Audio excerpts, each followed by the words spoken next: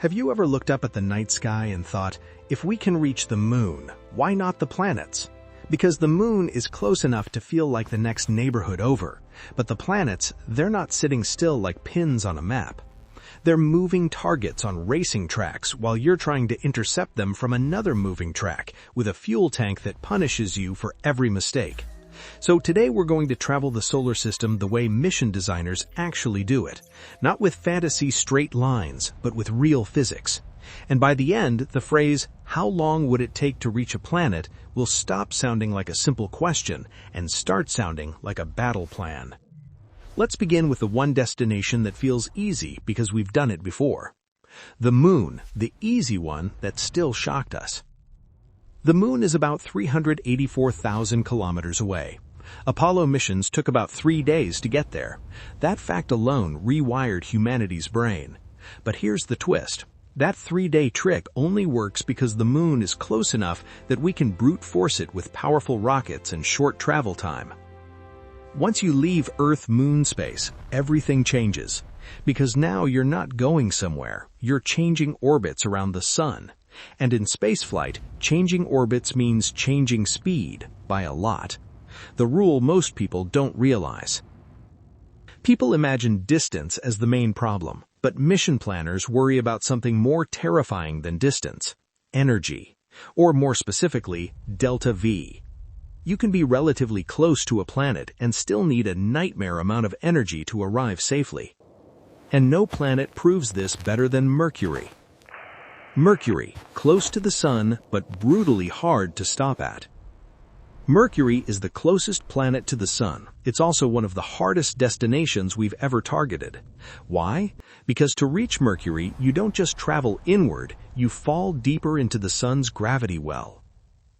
As you fall toward the sun, you naturally speed up. So when you finally arrive near Mercury, you're arriving too fast.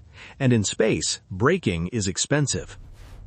There's no thick atmosphere to slam into and slow down with parachutes. Mercury has essentially no atmosphere to help you brake.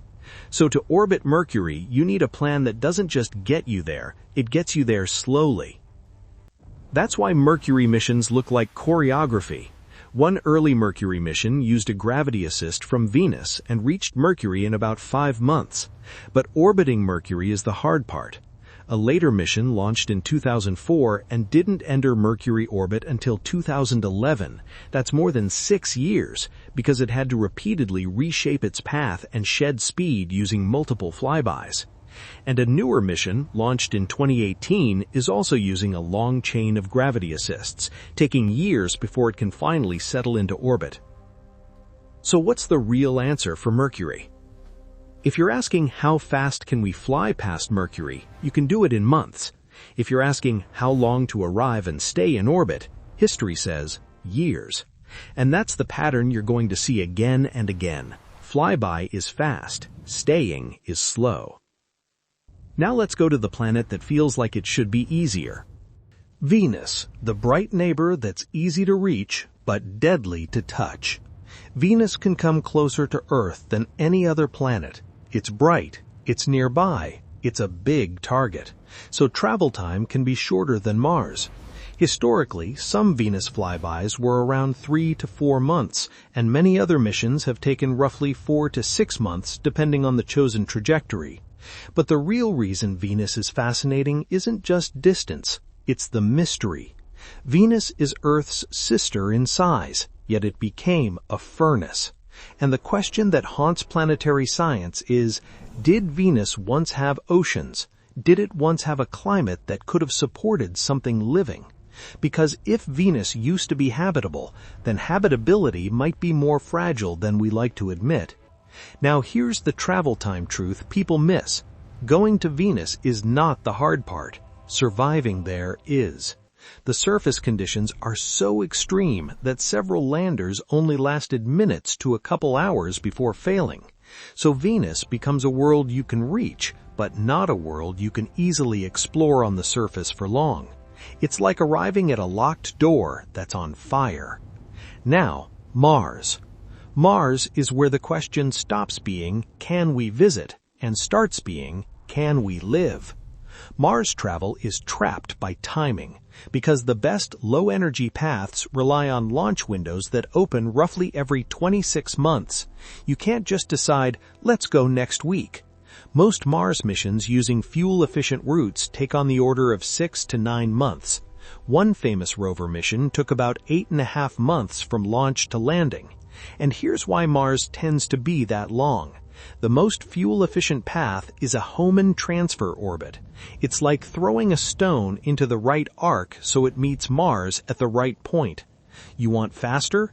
You can do it, but it demands much more energy, which usually means less payload or a radically different propulsion system. So Mars is reachable, but you pay in either time or fuel. And if you're sending humans, time is not just a number. Time is radiation exposure. Time is life support. Time is psychology. Time is risk. And now, after the inner planets, we hit a wall. Because beyond Mars, the distances explode, and the real monster appears. Not just travel time, but power. Now we leave the inner solar system. And this is where the solar system stops feeling like planets nearby and starts feeling like a continent that turns into an ocean.